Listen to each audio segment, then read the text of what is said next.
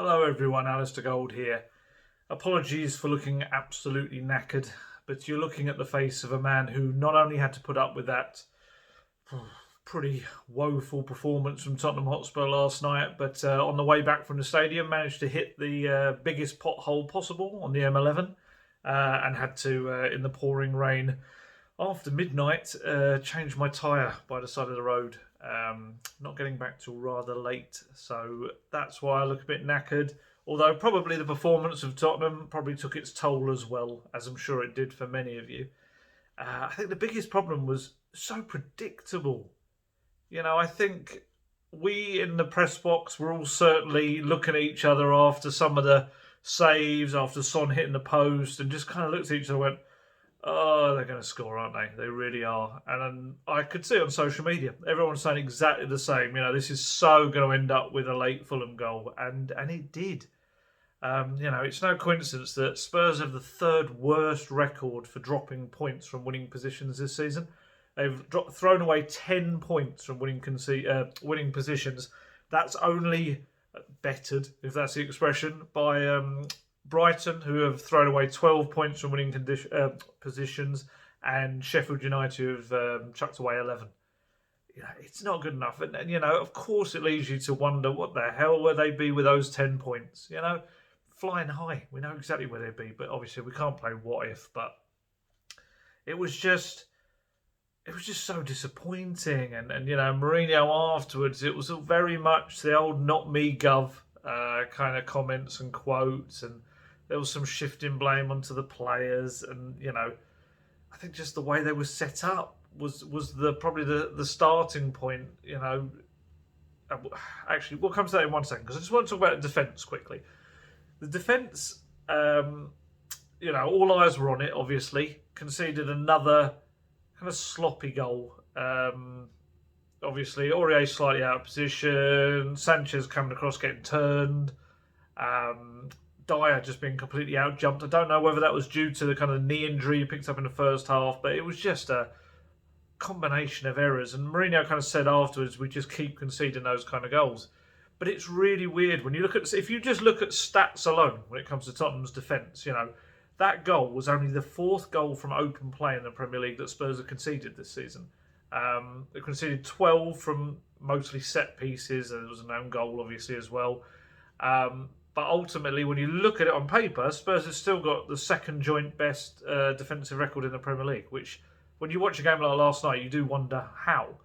And I think, from my own perspective, probably the reason for that is because they're so well protected for most matches. Mourinho absolutely kind of gives them that wall in front of them that means that there's not a lot of pressure on them. However, just for me, there were so many moments last night when they a better team than Fulham.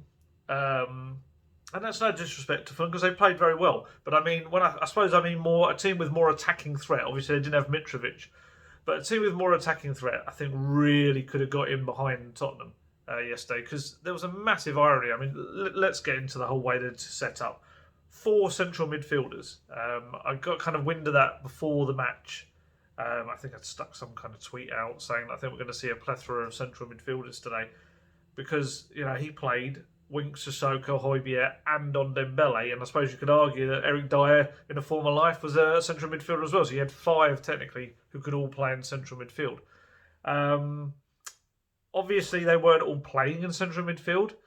We had Moussa Sissoko out on the right wing, which is something kind of we'll come to a little bit later when we talk about the players he was there instead of. Tanguy Ndombele playing in his kind of new number 10 role that he's mostly been in this season. But ultimately, it just created a vacuum of creativity that there just was none. Other than Ndombele. I think Ndombele, you could argue, as always, was the one who was trying to make things happen. Through balls, little slide rule passes. He was trying to make things happen, but he was kind of like a lone warrior on that point. Other than one almost Messi-like moment from Sissoko early in the second half, when I thought it was going to dribble all the way into their goal, only to be kind of tackled right at the final moment. Sissoko is a guy who, let's be honest, he's got qualities. He has got a lot of qualities, I think, certainly in transitions as well. but you don't really want to see him between the lines in that final kind of third area because you know he's going to hesitate, not quite sure what to do with it, and the play is not going to flow as smoothly, as instinctively as it needs to in those big moments in the final third. And that just, it just puts so much pressure on Son and Kane. And then you get yesterday where I felt Kane's goal was beautiful, lovely goal. I think that gave us a bit of a false dawn, didn't it? What we kind of thought was the match was going to be like. Beautiful Højbjerg crossfield ball to Reguilon. Reguilon, another one of those. If you watch the way he hits those crosses, they're not quite on the floor. It's almost like the ball is slightly bouncing, and he almost hits it on almost like a half volley, and it curls straight in. And Kane's header was perfect, in off the post. But after that, Kane was pretty much anonymous. He very much was starved of service, and the problem is while Spurs have asked a lot of him this season in coming back and being a creator as well. But by bringing him back and being a creator, the game can sometimes also bypass him because he's not in the positions where they need him to be to put the ball in the net. Son had a mixed game. He was trying to make things happen. Areola saved a few of his kind of close range. It was a header and the poke shot from Aurier's cross. Dubious whether both of them, had they gone in, VAR might have ruled them off for offside. They looked pretty close. And obviously the big chance later on when Ondembele put him through. Was it Ondembele? I can't remember if it was Ondembele or Lamela. I think it was Ondembele. Put him through and he hit the post. I'm sure someone in the comments will tell me. I can't remember whether it was late enough to be Lamela. I feel like it was Ondembele. But anyway, won't procrastinate on that one. So he hit the post, obviously. It was kind of a slightly scuffed shot, not his normal clinical way. And this is the problem, is when Kane and Son aren't firing, Spurs struggle. And obviously, it's better to be a two-man team than a one-man team, but there was just so little in the way of creative outlets for the players. And it was such a strange one, though, because although they had 4 central midfielders, I actually felt Spurs looked more open than in most of their recent games. I think a lot of that was because Aurier and Reguilon were given more licence to go forward, which, is something I've called for. But I think it kind of has to come with some balance in the team, because I kind of felt that Aurier at times was pushing on so much, and he delivered, I think I counted it up, it was about 4 decent chances he created. However, you also then got to see the other side of Serge Aurier, which is not his best, is when he's maybe not tracking back quite as he should, and he's leaving gaps and expecting the likes of Sissoko to come in or Sanchez to come across. And I felt Spurs, they looked to be got at. Fulham very much targeted that side of the pitch. Lookman, especially when he came on in the second half, was very bright down that side. When he crossed for Cavallero, it was just, just what you expected to happen, which was not great. It really wasn't. I've got to admit, I do wonder whether had the fans been in the stadium this season, what kind of Tottenham we would have seen. The reason I say that is it's kind of twofold. I don't think the fans would have stood for some of the football that's being played. Very much stuttering. First thought to defend rather than maybe to attack, and then look to break. I mean, you look at yesterday. This is a team who had aspirations before the match of going up into third place against a team in the bottom 3, and on the day they shared possession. It was like 51, 49%. They had the same amount of shots on goal. I think it was maybe 15 each. And I think Spurs had maybe one more shot on target, 65, something like that. It was far too even for that kind of game. I'm sorry, but the fans, if there were 62,000 fans in the Tottenham Hotspur Stadium last night, they would have been demanding that Tottenham dominate that match. Yes, Fulham are much more defensively sound now. Scott Parker's got them playing a hell of a lot better than they were at the start of the season. I'm sorry, but Tottenham Hotspur at home, with the quality they've got in their squad and the players on that bench, many of who weren't used, they should be dominating that match. And this is, sound like a broken record, but obviously I've said it before, I'll say it again. You can't have a plan B become your plan A constantly. You have to be able to use that sitting back and breaking as more of a thing to do against the big boys away from home. When you're doing it at home against Fulham, Fulham, had long periods where they had the ball. Mourinho will say, and he's right, Spurs had the bigger chances. Spurs should have put the game away by half-time, perhaps. But Spurs should have had a bucket load of chances against a team in the bottom three. It doesn't matter who they are. Spurs should be absolutely running that game. And I do wonder whether, had the fans been in the stadium, not only for the fact that they wouldn't have stood for performances, but just that little bit of pressure that it puts on the players to not be hesitant in their passing, not to think to pass sideways or backwards, but to think about attacking movement. I mean, I don't think it's any coincidence that the two games that fans were in for, only 2,000 of them, Spurs won both of them 2-0, including the North London derby. I do think the fans make a difference to Spurs, and I do think, I do wonder what kind of noises and groans and frustrated kind of boos you might have heard in some of these games this season. It's not great to watch. It's not great to report on either. It's a funny one. I think fans, certainly Spurs fans, there's a little bit of a split on Mourinho. There's some that will never forgive him for having been a Chelsea manager, twice, and some of the things he would have said about Spurs during those times. Some don't like the way he talks, sort of the way things he says, sometimes like the way he acts.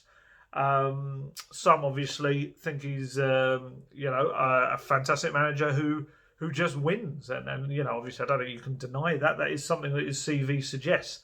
But I think when Spurs are winning and when his press conferences delivering zingers of lines, I think you're kind of, those dissenting voices maybe usher their kind of thoughts on him. Maybe they keep him slightly in the corner.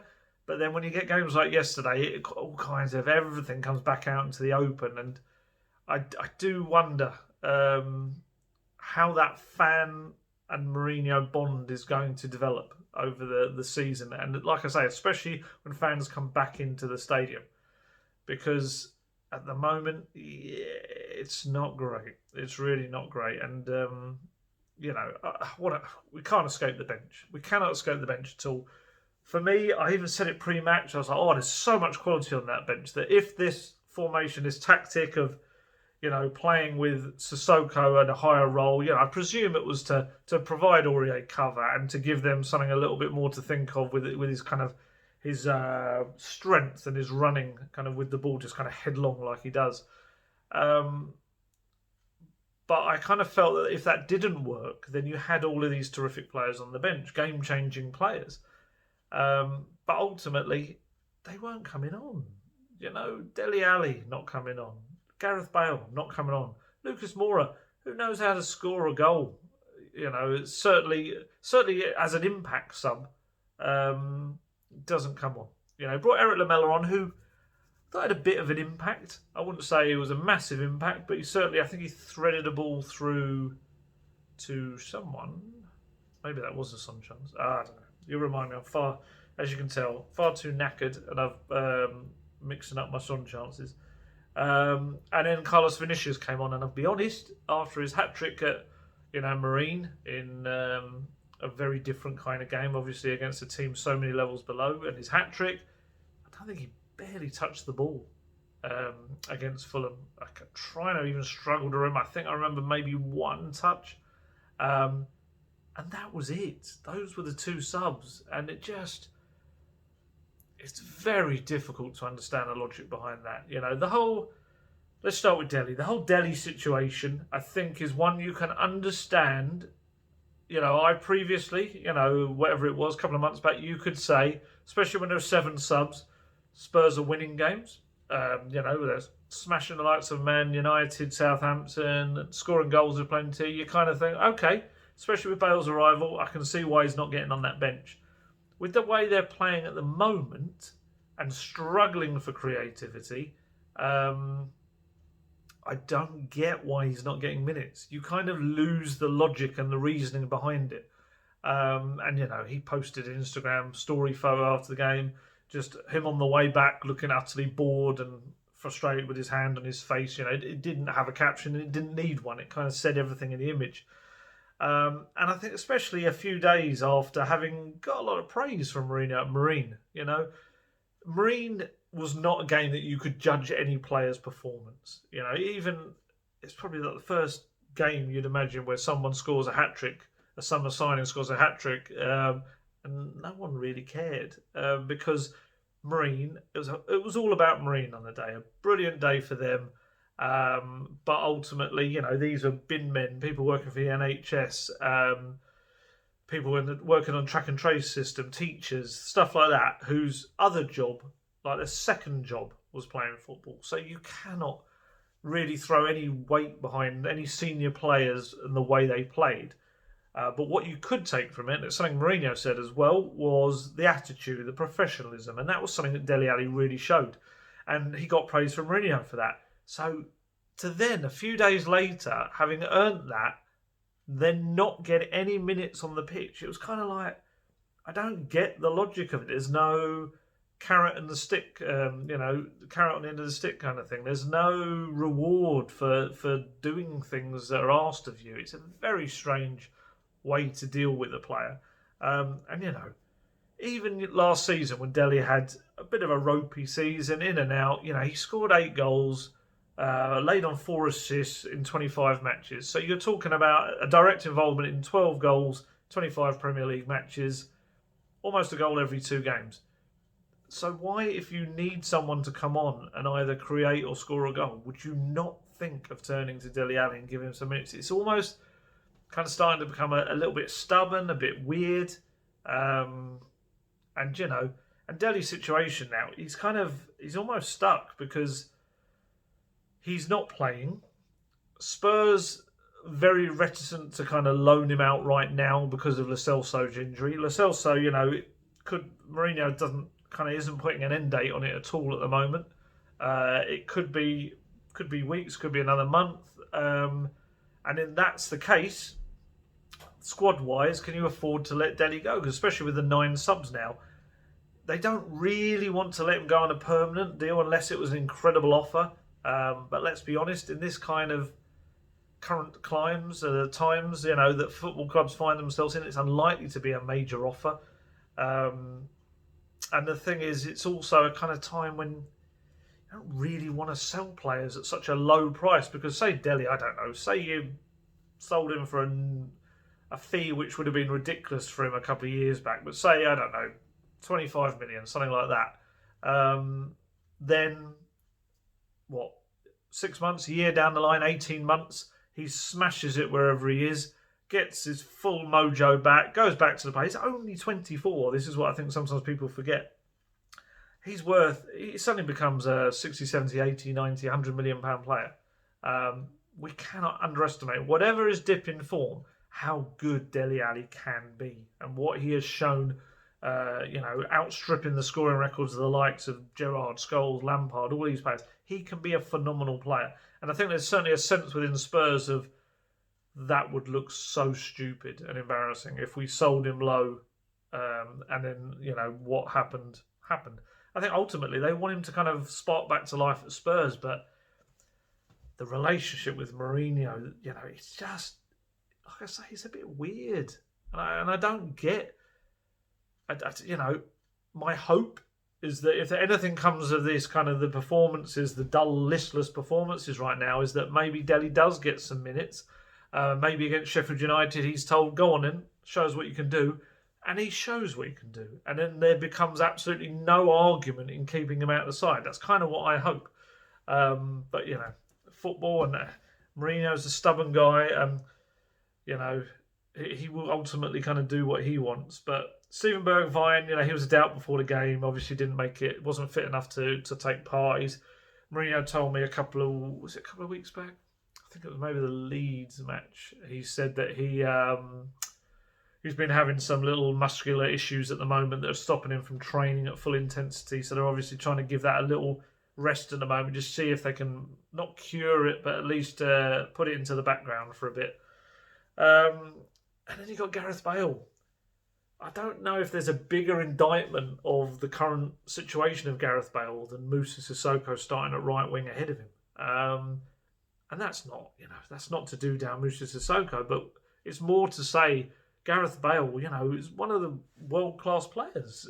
That's what he has been for years. He's a 4-time Champions League winner. He is one of the highest earners at Tottenham Hotspur right now. Sorry, that was the chair. That wasn't me. He's one of the biggest earners at Tottenham Hotspur right now. Potentially, probably level with Kane, or he's certainly up there. Maybe even more when you kind of look at it in a basic kind of way. But yeah, and he's not even starting matches in the natural position that fits him. The Bale deal at this moment in time is a dud. It is right now. There's a combination of him just not trusting his body and putting himself out there and letting it letting himself kind of just fully go, I know he's probably not going to be that player again, but we all remember the Copa del Rey final goal against Barcelona where he knocked it and ran out of play all the way around to score the goal. At the moment, Bale looks terrified of attempting anything like that for fear of snapping, pulling, tearing something in his body. And obviously, this recent injury he's had has probably done that no favours whatsoever. And it also looks like Mourinho is not going to push him. And it's just such a silly situation because this is a player that Daniel Levy, has wanted back at Spurs since he left in 2013. But it's just never been financially viable. And this is the 1 year it's been financially viable. And we're not getting the Gareth Bale we know. And I still hope he comes good. I still hope that all we need is just something in him to just get a little run of games, get a bit of confidence, His fitness can't be of a level that he cannot start at the weekend. That would boggle my mind if that's the case. Yes, he's been out injured, but that shouldn't have stopped him doing other fitness things as well. And he should have built up a base layer of fitness by now, despite the lack of pre-season and the early injury. It's been a few months now.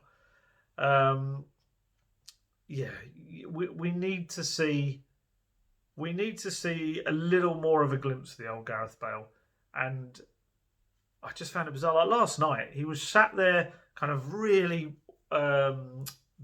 dressed up, you know what I mean? He was wearing thick trousers, tracksuit, the big coats they wear. And I didn't actually see him because where the subs warm up is right in front of our press benches. And I didn't see him, unless I missed him. I don't think I did. I didn't see him warm up until the very, very end of the game.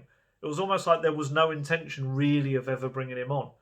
And I just find it head-scratching, as I actually was doing there, that you're searching for a goal and you don't think that Dele Alli or Gareth Bale could perhaps provide that for you.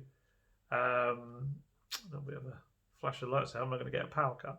But yeah, it's a bit mind-blowing to me to only use 2 of your 3 subs and leave 2 of Europe's,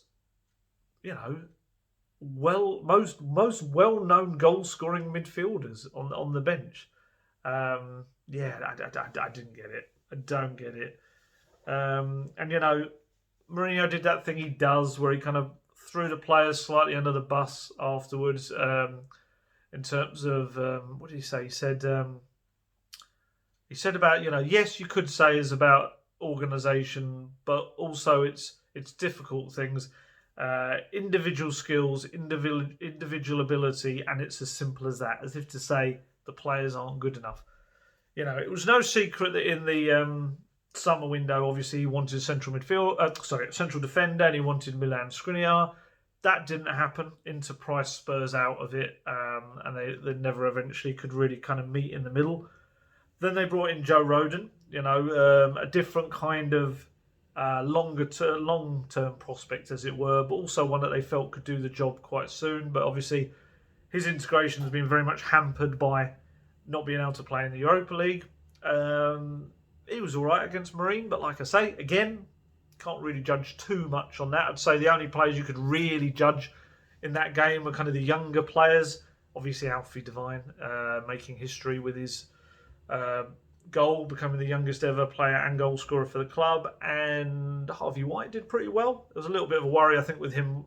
They thought he'd maybe picked up a knock in the second half, but he got the full 90 minutes on his belt. I think the younger players, you can probably take something from the game, especially in front of the cameras. I say anyone else a little bit kind of probably too much of a stretch. But yeah, so sorry, I was talking about individual ability, individual of this. I don't like that sort of stuff. I don't like that. I think last night's draw kind of almost feels like a defeat, doesn't it? We've said that a few times this season. Last night's draw, I kind of felt was more about the way Spurs set up than it was the players. Yes, they had that one daft moment for the goal, and it was poor defending. But I just felt Spurs had taken the game to Fulham properly, with more attacking quality on the pitch. I don't think there would have been a worry about what a situation like that could have done, because I think Spurs would have been so far ahead. We're talking about 10 fresh players who didn't start at the weekend, and Sissoko, who only played 45 minutes. They were fresh and ready for that match, whereas obviously Fulham, they'll tell you they only had 48 hours to prepare for the game, all of that. I felt it lay more in the way Spurs were set up than in individual stuff. I wasn't a massive fan of that comment, to be honest. But, when I say he wanted a defender and all that, and he's kind of... we were speaking, I think he was asked about transfers maybe a couple of weeks back, and he said, I don't expect anything in this window. I've submitted my reports as I always do and what the team needs, but I wouldn't ask for anything. I felt the club went above and beyond in the summer, and nothing's changed from that. This is the thing: is I know, and I'm no different. When you have performances like that, you want change. You want changes. You look at people that could potentially come in and make things different. It's not really going to happen unless something amazing happens in the last, whatever it is, fortnight of the window, because finances haven't changed. Football clubs are pretty stuffed at the moment, because I think they expected they would have football fans back in grounds right now, but potentially you could maybe not have certainly a full stadium or even anywhere near it this season. We don't know when fans are going to be allowed back and how many. So Spurs, lost millions this season in terms of not only gate receipts, but merchandise, food and drink, all the associated matchday stuff. Tottenham Hotspur Stadium was built to be an experience for the day. Nobody's experiencing it. So Spurs money-wise are not improving, and that loan they took from the government, that's not for transfers. That's very much for everything within the club and infrastructure and paying. It's not to do with the playing side of things. So nothing's different. And like I say, that's not just Spurs before people kind of shout, oh, why us? It's everyone. There really is an expectation that there's not going to be much in terms of incoming for Premier League clubs, especially in the top half. Maybe one or two, maybe the likes of Liverpool, West Ham, just kind of little small bits because West Ham sold Haller, so maybe they use that money, and Liverpool obviously got big injury problems. But other than that, I think it's going to be quite quiet. And this is where people get very angry with me. But everything I'm hearing is that inside the club they're expecting just really outgoing loans, not really expecting incomings. The only way that incoming that could change is if they suddenly sold a player. But the problem with that is nobody's queuing up to buy Spurs' non-essential players. They're just not. They're not there. The market isn't there. People don't have money. Mourinho the other day made it very clear. Say, for instance, some people expected or wanted Harry Winks to go in January. Mourinho made it very clear. Harry Winks is going nowhere next month. The market's not there for him to move. He doesn't want him to move. And, he started the majority, something like 4 of the last 6 games, perhaps. Sanchez, another one that people expected to move on. He started, 3 in the last 5, maybe, is it? That they are starting games. Whoever you want to attribute that criticism of individual ability to, whether you think that is Sanchez, I know some people have obviously drawn the comparison. I think think all those dropped points have been matches when Sanchez has started. I think that's probably harsh. I think partly that's coincidence. I do think, as I've said a million times, and it's again, I don't want to parrot it, but he is a guy who makes one silly mistake a match. I do think he does a lot of good things. There was a lot of good moments last night in chasing back, making last-ditch tackles, winning the ball back and one-on-ones. But essentially, he's always going to be remembered for silly little things. And last night, it was getting turned and obviously the cross getting into the box.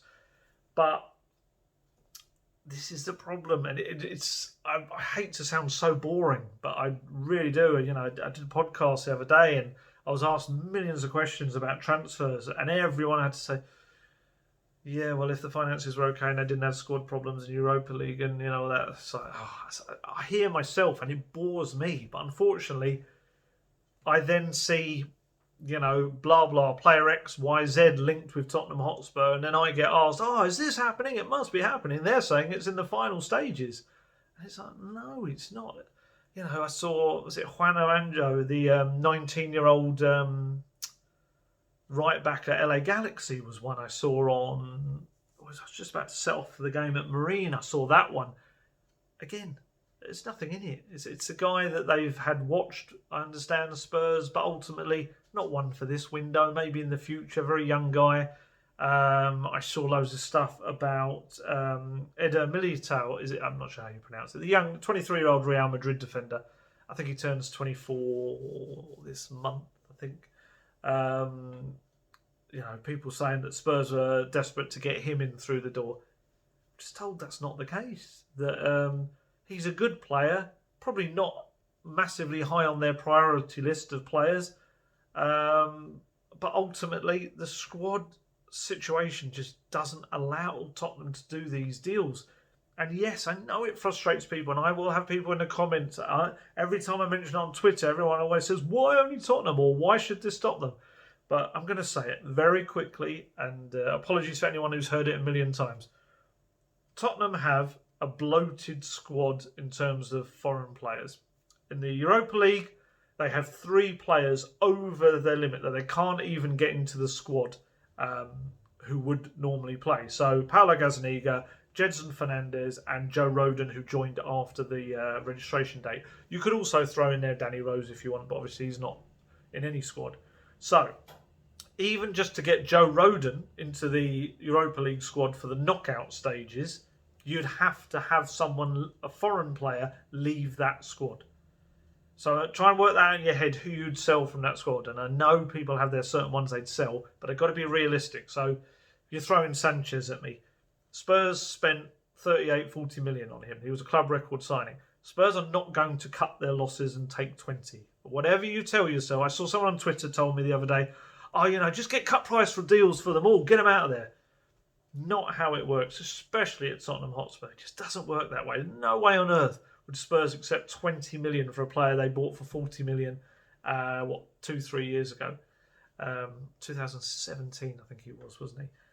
Sanchez. So, it just doesn't work like that. And Lamela, I've seen some people say Lamela should go. I like Lamela as a squad player, as many of you know. I do think he impacts the game pretty much every time he comes on. His biggest problem is injuries and being available.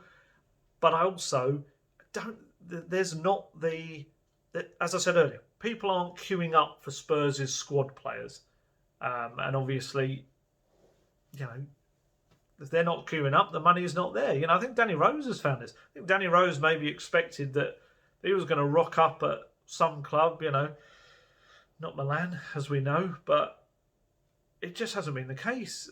People aren't queuing up for players like that. No one's really looking to spend big money on players' wages, anything right now, because it's so unstable, the football landscape. And it's the same, So, like I say, let's go back to the original point, because I got way off target there. So, Joe Rodon, you'd have to, even just to squeeze him into that Europa League squad for the knockout stages, you'd have to take someone out. So anyone that says, Jedson Fernandez can go back, doesn't make any difference. It doesn't matter. That doesn't get him in because he's not in the squad anyway. Premier League squad, that is at its exact max 25 players. I've seen some players saying, "Oh yeah, but you can have as many homegrown players as you want." Blah blah. No, it doesn't work like that either. The only good thing about the Premier League squad, which is slightly different to the Europa, is that under 21 players you can have as many as you like. So, potentially, that's the difference. In the Europa League squad, if it doesn't matter if you're under 21, and you've just joined the club, I think you have to be there for 2 years before you can get on. It's called the B list in the European one. But yeah, in the Premier League squad, there's a set 25. Someone has to go from that just to get a new player in the Premier League squad. I feel like there's one. I think there's one foreign player spot, but obviously that's technically taken up by Roden, who I think qualifies as British association trained in the Premier League squad, but ultimately it doesn't matter. It's not like you can have more. I think that takes them to 9, and then it's 16 foreign players, so that's your 25. So this all sounds so boring, and it sounds like I'm having excuse me, some kind of maths lesson or something. I'm not. I'm just trying to explain. Players have to leave. It's very simple. Players have to leave for players to come in. No interest in players leaving means no players coming in. Even Jedson Fernandez, people saying, but even if you just get rid of Jedson Fernandez, at least you'll have a Premier League spot. No. Jedson Fernandez is on the under-21s list. For this season, he still qualifies for that. So he's not even part of the 25-man Premier League squad. So you can't even take him out and then expect to bring in a player. It's such a mess. And Spurs, I think Spurs have to learn a few lessons. I think they've made mistakes over recent windows and allowing certain players like Eriksen and Rose to run their contracts down. I think they really have had to learn or have to learn lessons about not selling players at, I think maybe it's weird, maybe something that we always criticised them for, which was selling players at their peak. Perhaps they've gone so far away from that say maybe letting Danny Rose go, when you look back at it, letting Danny Rose go when he kind of wanted to, perhaps that's now biting them on the backside. Perhaps being so desperate to not look like a team that lets the likes of Modric, Bale, and back in the day Berbatov, Sheringham go, has actually kind of had a counter effect in that perhaps they hold on to players for too long now. So Eriksen played his way out of form. Danny Rose played himself out of form. You could maybe throw Dele in there, but I think Dele's too young for that to really apply to him. I think you're talking about older players. It's created a problem now where they don't have the finances, they don't have the squad room. Like say Marcel Sabitzer, I always get that one thrown at me, always. But again, I can only stress what's said a million times. He's a player that Spurs really do like. He is certainly, out of anyone I always hear mentioned, he is a player that Spurs really like. Very good player, very versatile. However, it's just kind of not really the window to buy him. His contract comes into its final 12 months in the summer.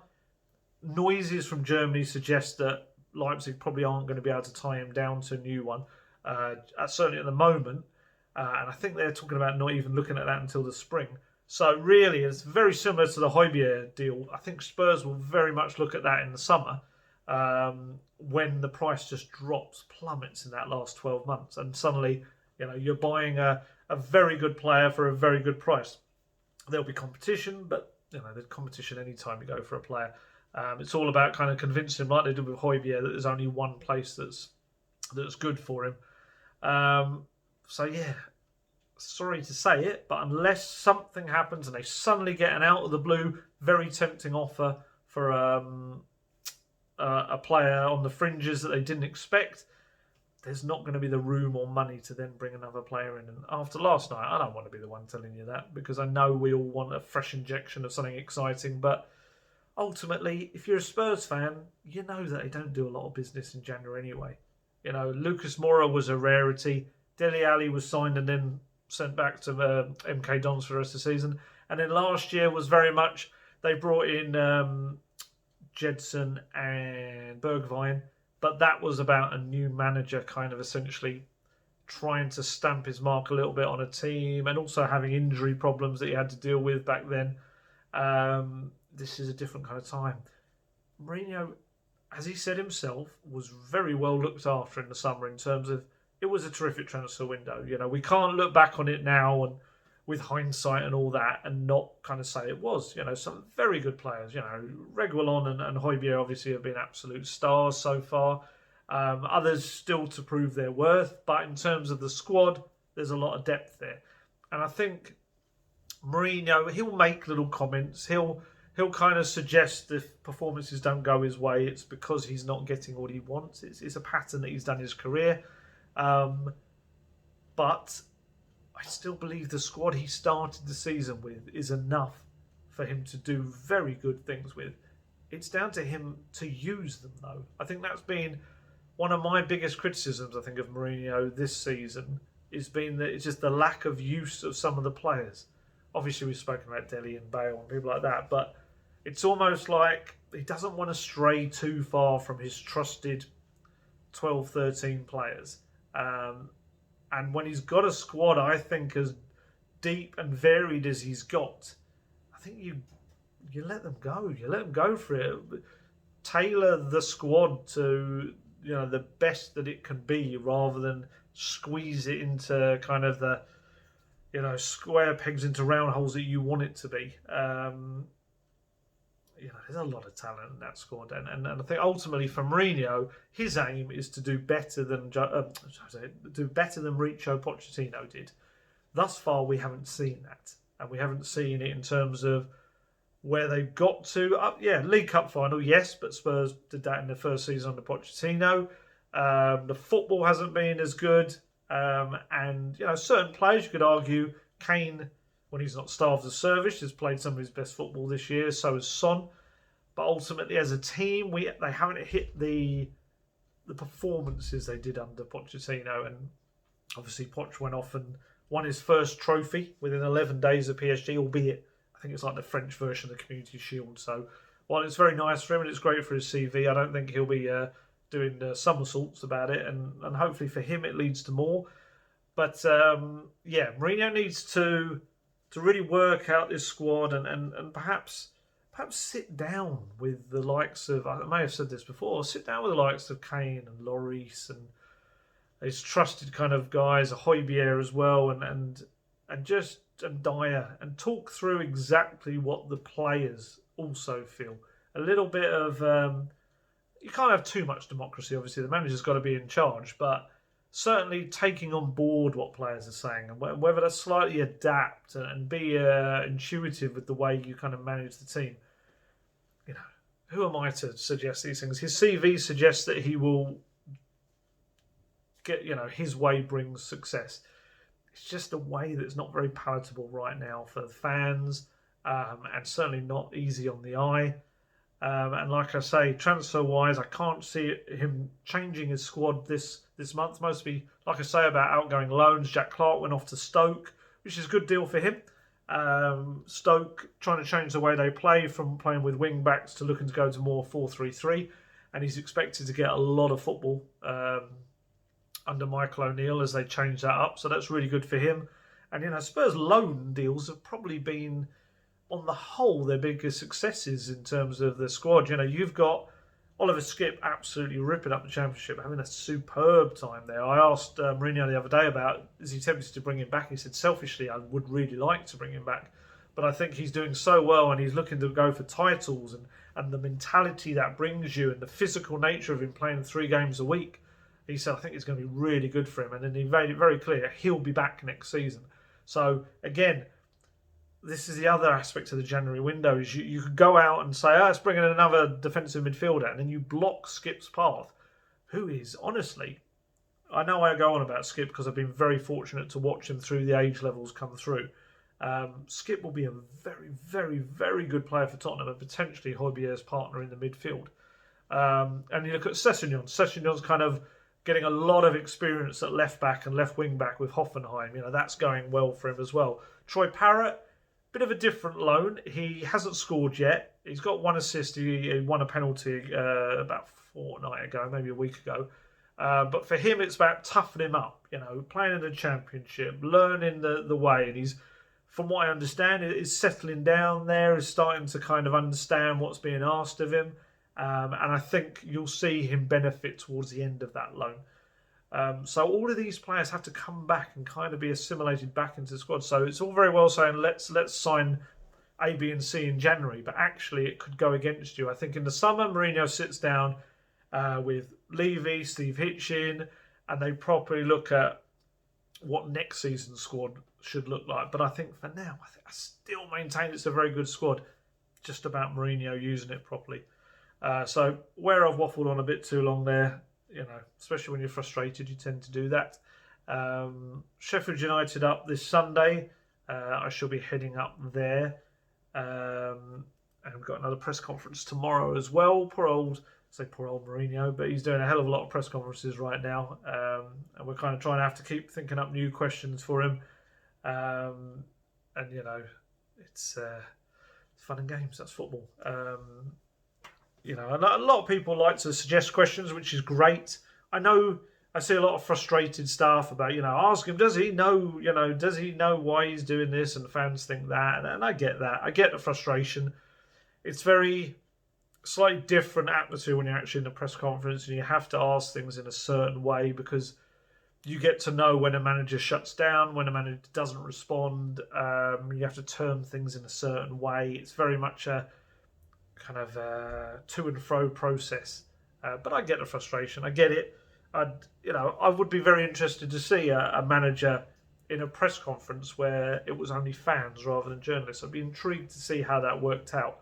Whether the fans got more out of them, they may well do, or whether the fans in the moment maybe didn't go in as aggressively as a question is put across on social media. If you know what I mean, I think that'd be a fascinating project.